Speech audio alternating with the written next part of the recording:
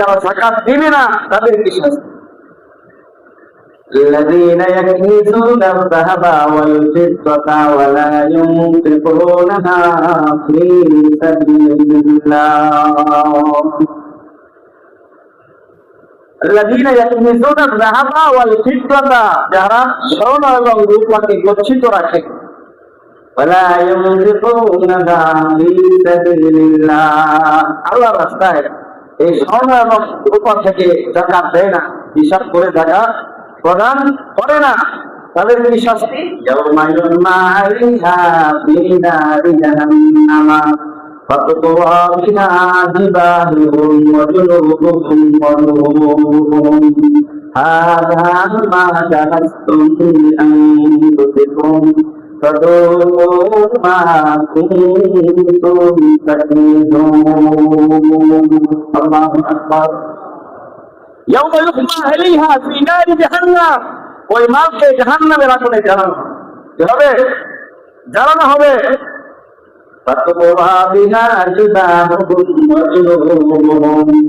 তার কপালে এবং পার্শ্বদেশে ওই আগুন দিয়ে সেঁক দেওয়া হবে, তার পিছের মধ্যে ওই আগুন দিয়ে সেঁক দেওয়া হবে।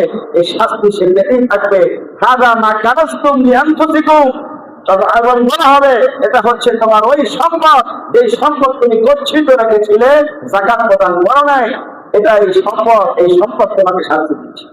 ইয়াউমা ইউমা আলাইহা ফি নারি জাহান্নাম ফাতুওয়া বিহা জিবাহুহুম ওয়া জুনুবুহুম ওয়া যুহুরুহুম হাযা মা কানাতুম লিআনফুসিকুম ফাদূকু মা কুনতুম তাকনিজুন।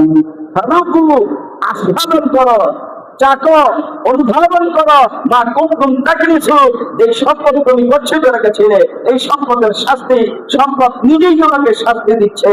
আগুনের কুণ্ডলী হয়ে তোমার কপালে, তোমার পার্শ্বদেশে এবং তোমার পিঠের মধ্যে এমন ভাবে সেঁকা দিবার বলবে, আমি বললাম ওই তোমার গচ্ছিত সম্পদ, যে সম্পদ গচ্ছিত রেখেছিলে, কিন্তু এই সম্পদের হক তুমি আদায় করো না, যাকাত দাও।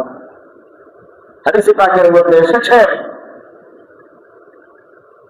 দুইটা সাপ, বিশাল দুইটা সাপ, এই সাপ থাকে নাড়া,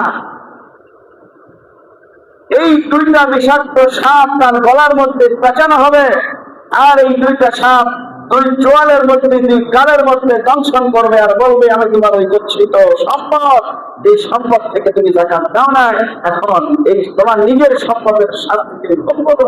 এইভাবে ওই যে ব্যক্তি যাকাত দিবে না তাকে শাস্তি